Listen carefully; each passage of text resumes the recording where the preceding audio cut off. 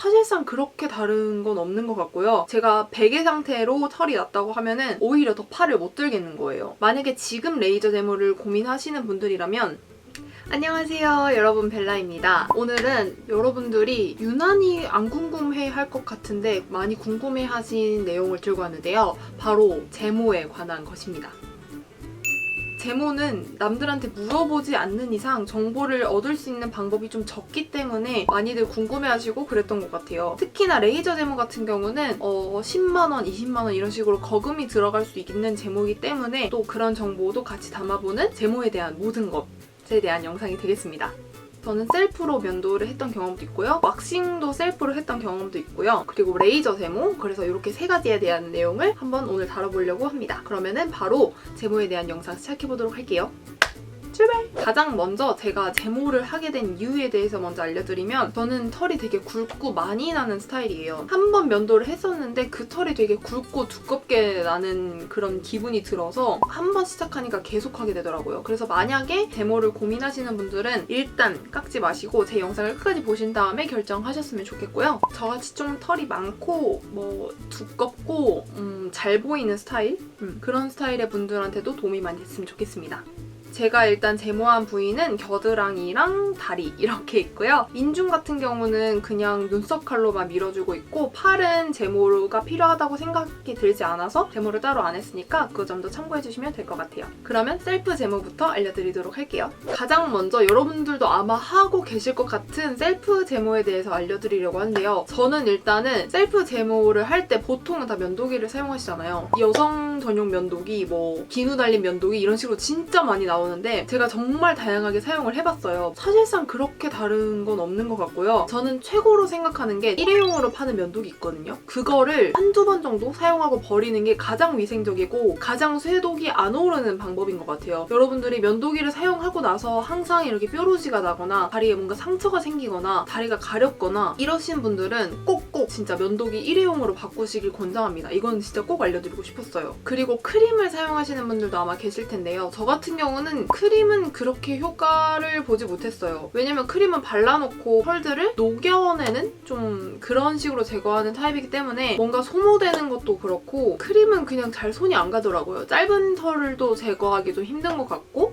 그래서 제가 셀프를 어떤 식으로 하고 있냐면 저는 꼭 바디워시를 발라주고 난 그 거품이 있는 상태에서 그 상태에서 면도를 하거든요. 가장 기본적인 건 그렇게 진행을 하고 있는데 제가 면도를 하기 전에 사용하는 방법이 제가 저번에 나 혼자 산다 해서인가 봤었는데 면도기를 되게 따뜻한 물에다가 뜨거운 물 말고 따뜻한 물에다가 넣어놓으면은 그 쇠가 좀 유해져서 다리나 이런 살 같은데 많이 상처를 안 입힌다고 하더라고요. 그래서 면도하기 전에 세면대에 따뜻한 물 받아놓고 면도기를 담아놓거든요. 그렇게 해서 활용을 하고 있고 그 다음에 제가 요즘 진짜 추천하는 방법인데요. 제가 저번에 스크럽 제품을 샀다고 말씀을 드렸잖아요. 바디 스크럽. 근데 그 바디 스크럽을 산 게 다리털이 올라오면서 이렇게 되게 간지러움을 유발하고 그래서 제가 정말 잘 긁거든요. 그래서 제모를 하기 전에 물이 젖은 상태에서 바디 스크럽을 다 발라서 조금 이렇게 마사지를 해준 다음에 바디워시를 묻혀준 다음에 면도기로 이렇게 제모를 하면은 그렇게 깔끔할 수가 없고 제가 해본 면도 방법 중에 제일 효과적인 것 같아요. 제일 가렵지도 않고 하고 나서도 되게 부드럽고 그 대신 꼭 바디 로션으로 보습은 해주셔야 된다는 거? 네, 그래서 이런 식으로 셀프 제모 하시는 분들은 참고하시면 좋을 것 같아요.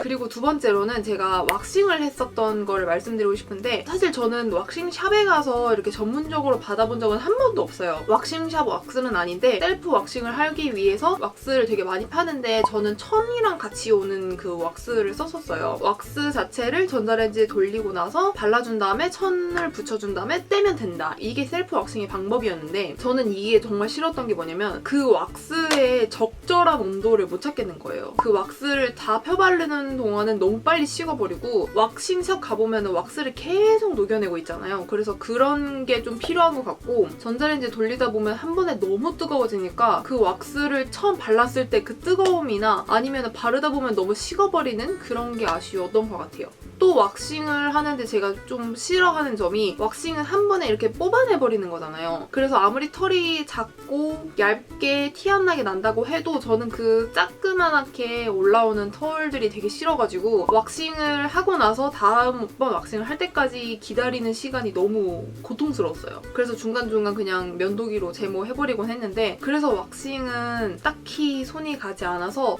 이런 귀찮거나 좀 털이 굵게 자라시는 분들한테는 비추드리는 방법이라고 말씀드리고 싶어요. 그리고 마지막으로 여러분들이 아마 제일 궁금해하실 것 같은 레이저 제모에 대해서 말씀을 드리려고 하는데요. 먼저 레이저 제모는 정말 가지수가 되게 많고 요즘은 진짜 많은 피부과에서 기본적으로 거의 같은 가격에 진행을 하고 있어서 피부과마다 그렇게 다르진 않을 거예요. 저는 레이저 제모를 1년 전에 겨드랑이랑 다리랑 받았었는데 인중 제모도 있고 팔 제모 뭐 이런 것도 있고 허벅지까지 하는 것도 있었나? 아무튼 그랬던 것 같아요. 다리 같은 경우는 보통 무릎이 포함되어 있거든요. 그래서 만약에 허벅지까지 하고 싶으신 분들은 아마 또 따로 알아보셔야 될 것 같아요. 저 같은 경우는 5번에 20만 원이었나 했던 것 같아요. 제모라는 게 되게 큰 금액이 들어가거든요. 특히나 다리 제모는. 저는 항상 갈 때마다 다리랑 겨드랑이랑 한 번 받고 이런 식으로 했거든요. 왜냐면 레이저 제모라는 게 한 번에 되는 게 아니에요. 5회를 나눠서 하는데 1회를 마치고 거의 4주 내지 5주? 뒤에 제모를 할 수 있기 때문에 그 5회가 다 끝나려면은 5, 6개월이 걸린다는 말이에요. 이해되시죠? 그래서 지금 시점에 하시게 되면은 5, 6개월 있다가, 그러니까 한 겨울쯤에 정말 깨끗한 다리의 상태를, 겨드랑이의 상태를 보실 수가 있는데, 그래서 병원에서도 가장 추천드리는 게 오히려 겨울에 제모를 하기 시작을 해야 딱 여름이 됐을 때 가장 깔끔한 상태를 유지할 수 있다라고 추천을 하시더라고요. 그래서 저는 털이 굉장히 많은 스타일이라서 지금 1년이 지난 상태인데 제가 100의 상태로 털이 났다고 하면은 40% 정도는 지금 돌아온 상태인 것 같거든요. 그래서 여러분들한테 추천드리고 싶은 게, 만약에 지금 레이저 제모를 고민하시는 분들이라면 조금 더 셀프 제모를 하시다가 겨울에 하시는 걸 추천드릴게요. 그리고 얼마나 아픈지도 궁금해하실 것 같은데, 여러분 혹시 털 뽑아보셨나요? 뽑아보신 분들은 이 아픔을 아실 것 같은데요. 뭐 아픈 거는 개인차가 있겠지만 제가 느낀 바로는 털을 뽑았을 때 그 아픔을 느껴요.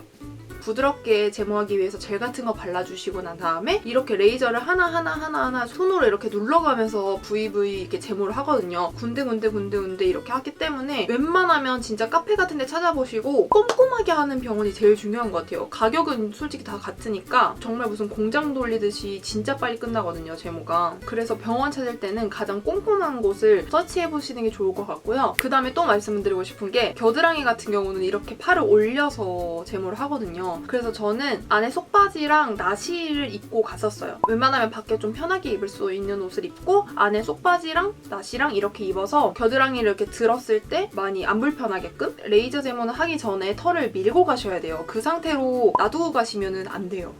저는 만약에 아침에 시술이 있으면 전날 밤에 제모를 했어요. 그 전날 제모를 하니까 뭔가 무슨 기분인지 모르겠는데 제모가 그렇게 확실히 되는 기분이 안 들더라고요. 이거는 개인차가 있기 때문에 한번 제모해보시고 어느 정도 효과를 좀 보시면서 그 기간을 맞춰가시는 게 가장 개인 효과를 볼 수 있는 방법인 것 같다고 생각이 듭니다. 그리고 마지막으로 레이저 제모의 효과에 대해서 궁금하실 텐데요. 저는 레이저 제모를 했다고 정말 잘 생각한 게 겨드랑이 부분이에요. 저는 겨드랑이에 되게 쇠독이 많이 올랐는지 그 면도를 할 때마다 굉장히 상처가 심하고 가려움도 진짜 심하고 미쳐버리겠는 거예요, 면도 때문에. 근데 레이저 제모를 하고 나서는 진짜 편하게 할 수 있고, 제가 1년 전에 제모를 했다고 했잖아요. 근데 지금까지도 한 진짜 솜털 몇 개? 이런 식으로 올라오는 정도밖에 안 올라와서 진짜 겨드랑이 제모는 정말 추천드려요.